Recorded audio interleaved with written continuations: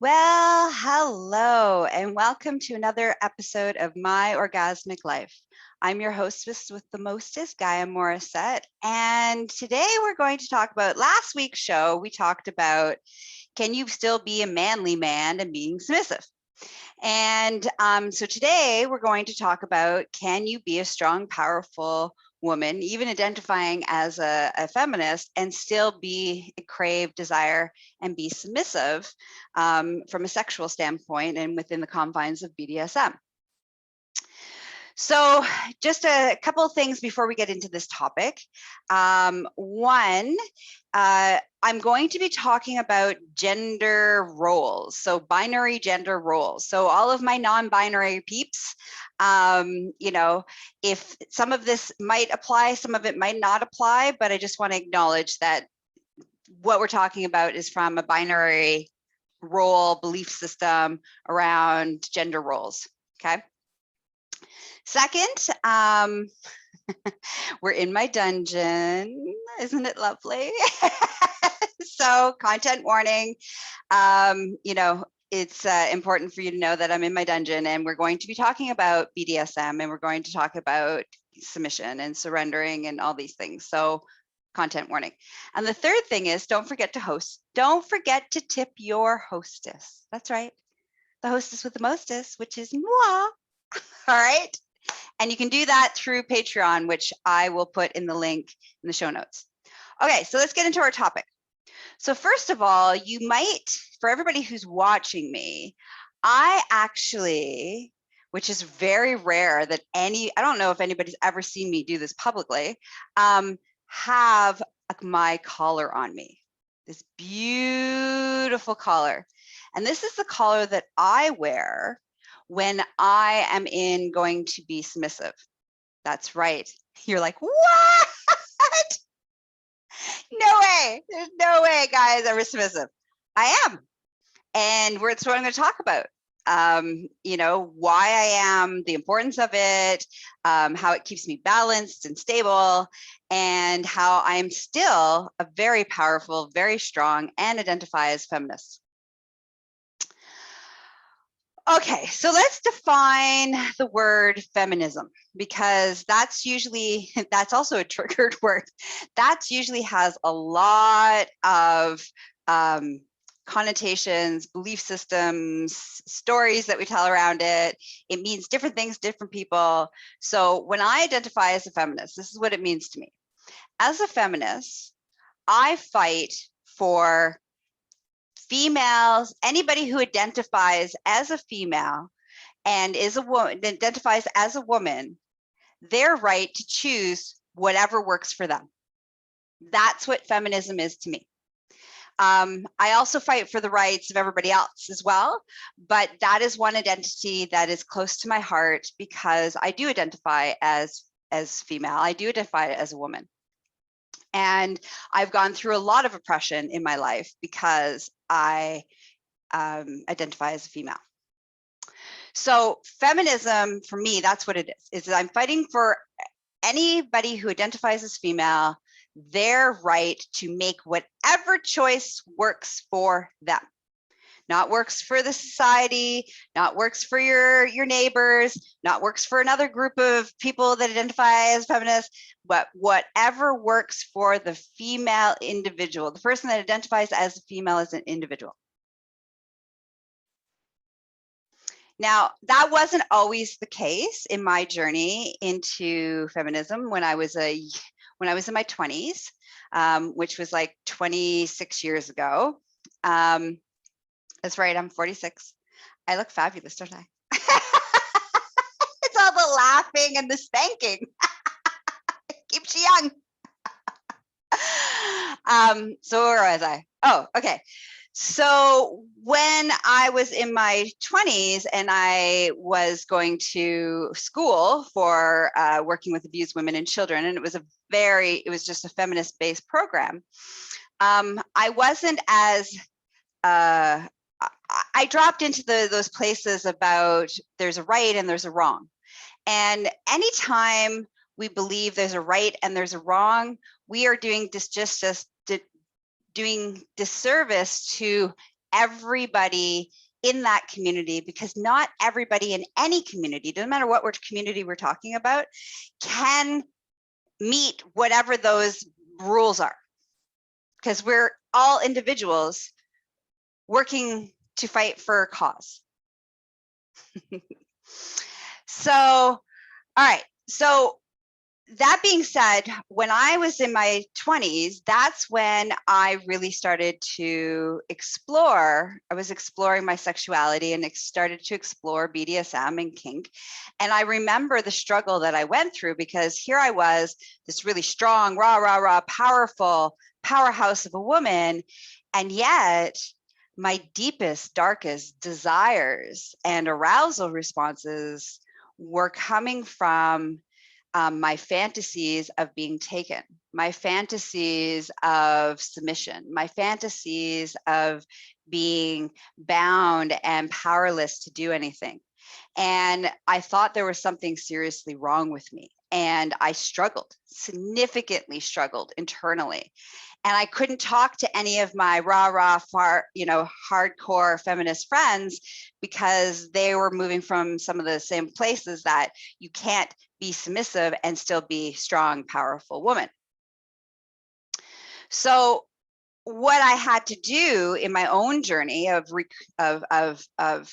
reclaiming what it means to be a powerful, strong feminist, what it means to be a strong, powerful woman, was to make my own decisions of what worked for me.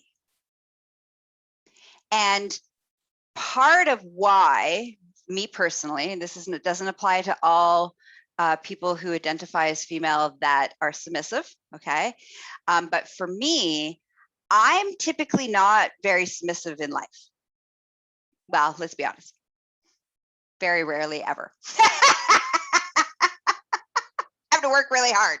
I have to work really, really hard for me to be like, I'm going to let go of control. I'm not going to be in charge right now. So what that did for me is that it keeps me being in that state of always being large and in charge, in control. It's exhausting and it's tiresome, and there's no allowing and receiving, because you're always being the one who's the doing and the giving and the orchestrating. And so when it came to sex, I really I loved being in charge. I still love being in charge, i.e. I have a dungeon and I am a dominatrix and all these beautiful things, because I still love taking charge of the situation. But there's this other incredibly powerful and rewarding experience that can happen for me sexually when I let go of control, and I don't have to be in charge, and I don't have to be the one that's paying attention, and I don't have to make the decisions. There's a freedom that allows me to just be. And that's incredibly important for my mental health and my well-being, is to have time and space where I get to just be. And so for a lot of women who are running businesses, running companies, running households, they're in a space of having to be on top of things all the time, aware of all the things all the time. And so to have this space where you get to just surrender and allow and not have to think and turn off your brain and allow your body to awaken to all pleasure possibilities and all the possibilities of sexual exploration, and is incredible. It's incredible. Now, does that make me less than a powerful, strong feminist woman? Absolutely not. Because the fact that I typically move through the world being large and in charge, it takes a lot of energy and a lot of work for me to be like, all right, okay, I feel safe. I feel like I'm making the right choice about who I'm, surrendering my power to right now and giving this beautiful gift of my body and my experience with. And now I can choose to surrender and let go. That is actually really challenging because I have all of these stories. I have societal stories telling me that as a woman, I'm weak and I'm vulnerable and, I should never be in charge. And so I'm playing out those stories in my background in my brain. And then I have my, my growing up feminist dogma that says, no, you can't do that. And then there's all these things playing in the back of my head instead of dropping into what do I desire? How do I want to express my sexuality? Because fundamentally, sexual expression, whether we're talking about BDSM's power exchange, being, tied, spanked, taken, whatever it is, humiliated, whatever it is, it still comes down to going against societal dogma and societal norms. And that's why we really like it, because it's like breaking the rules. And that's what wakes up our genitals. So it's really, really important to just allow yourself that space of what do I desire? What if? Now, again, this is in the confines of a negotiated, consensual BDSM experience. Okay, I'm not talking about being in abusive relationships. I'm not talking about somebody being controlling and abusive and controlling your life. And, I'm not talking about any of that stuff. I'm talking about in a beautiful, self-contained space where everybody has done the due diligence. They've had their talk about hard limits and they've negotiated the scene beforehand, and there's safe words in place so that, whatever that safe word is usually I use colors because it's easiest for remember, but as soon as that safe word is said, the scene, the actions stop immediately. There's deep respect and compassion and aftercare of the scene so that the submissive is taken care of and really appreciated by the dom, whether that's male dom, female dom, trans dom, doesn't matter what gender of the dom. Okay, so the dom's role in that experience is his responsibility is to take care of the submissive who has given this beautiful gift of surrendering and submission. And there's a deep level of reverence and respect on both parties, or in case it's a scene where there's more than two people. So for all parties involved. Now, that's what I'm talking about. Now, it's really important that you pick the right person or people to surrender to, that they know what they're doing, that they have references. References are really important.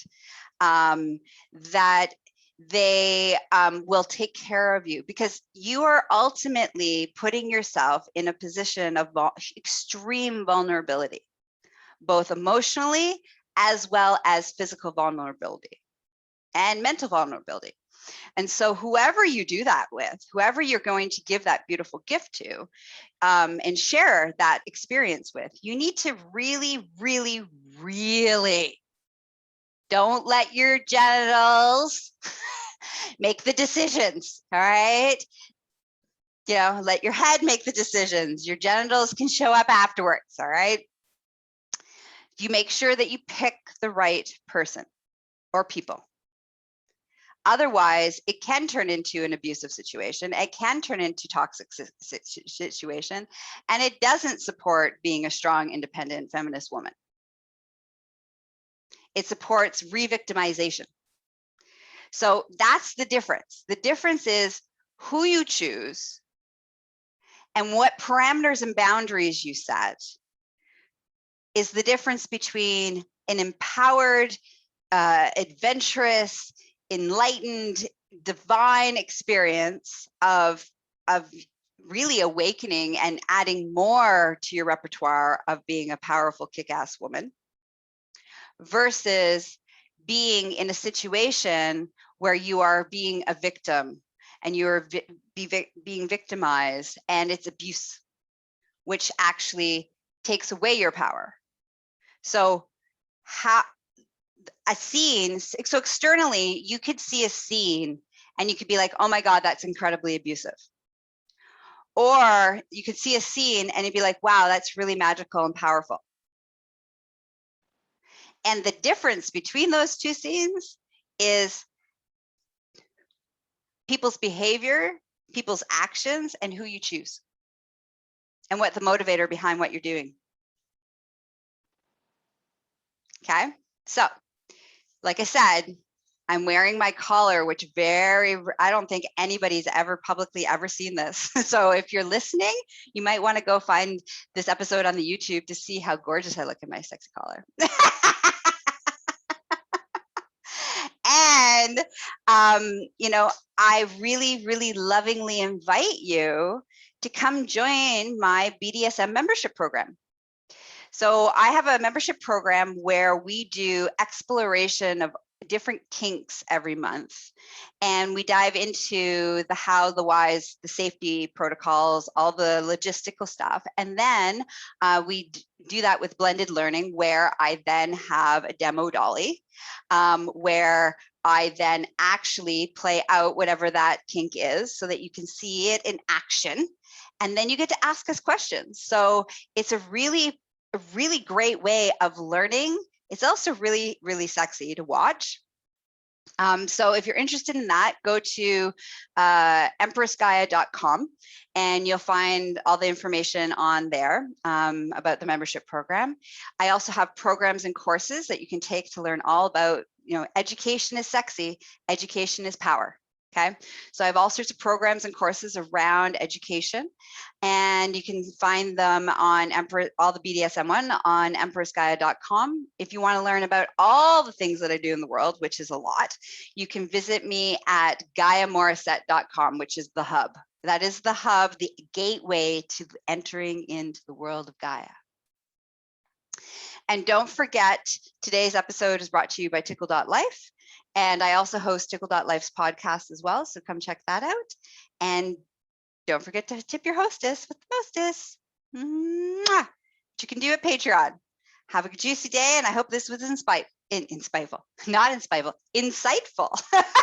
All right. Bye-bye.